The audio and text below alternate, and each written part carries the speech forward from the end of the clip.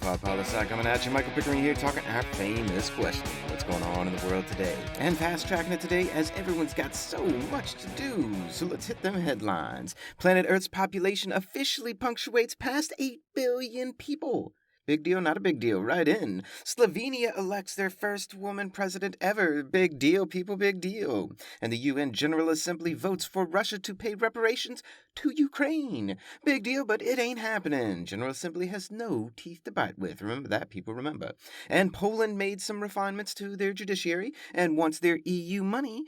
But the EU says no, because Poland, you gotta do way, way more than that. You were still far off in that Hungary direction, and ain't nobody liking it. And in U.S. news, because why not? You know, I love it whenever someone takes to task the tech companies, and Google is paying $392 million in a lawsuit to settle with 40 states for illegally tracking users, aka U.S. citizens' locations. Funny business? Not so funny, because it's true. Also, P.S., $392 million is nothing to Google or Alphabet Inc.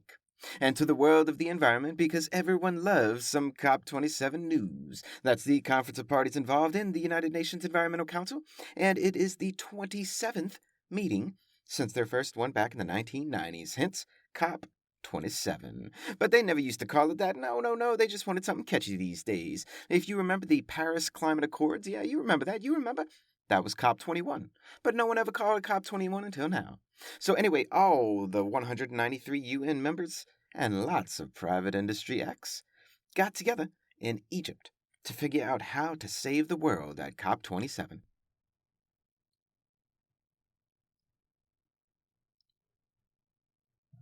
And that's not technical difficulty right now. That's what they figured out, how to save the world, because they didn't do shit. Nope.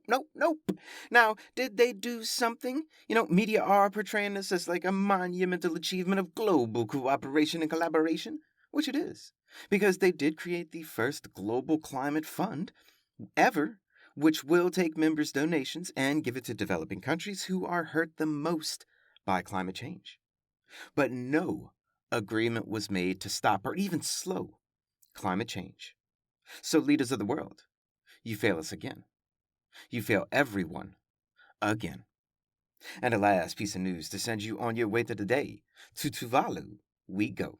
You see, Tuvalu is a South Pacific island country, and we've talked about them just a couple weeks ago, but they're in the news again because, from what I can tell, they full well knew wasn't anything going to happen at COP27 to help save their country. I mean, sure, their country will likely be eligible for the money that the new fund is created to help because of climate change's effects. But the climate change, it's keeping on going. And Tuvalu, sooner or later, it will disappear. And that's why they've taken their country to the interwebs, to the verses, because the net is vast. And they are recreating their entire country digitally, replicating it, their entire existence, and putting it out there for all of us, for themselves, because they know one day their physical existence will disappear. This is simultaneously depressing as all hell and cool as all hell. I mean, I dig this so much, but I can't stand the reason behind it. Tuvalu, you kick ass, and I can't wait to visit you in the vastness of the nets and see what you got going on. Oh, and P.S. to all the countries of the world, how about you get your head out of your asses and help the effort and save Tuvalu? And that's a brief snapshot of what's going on in the world today. Check us out on Instagram and LinkedIn for all your local lo-fi updates. And check out Friday's weekly blog post on lofipolisci.com. And it's not a cliche or a catchphrase. It's a lifestyle.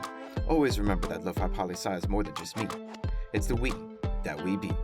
Talk to you soon, lo-fi listeners. Pickering, signing off.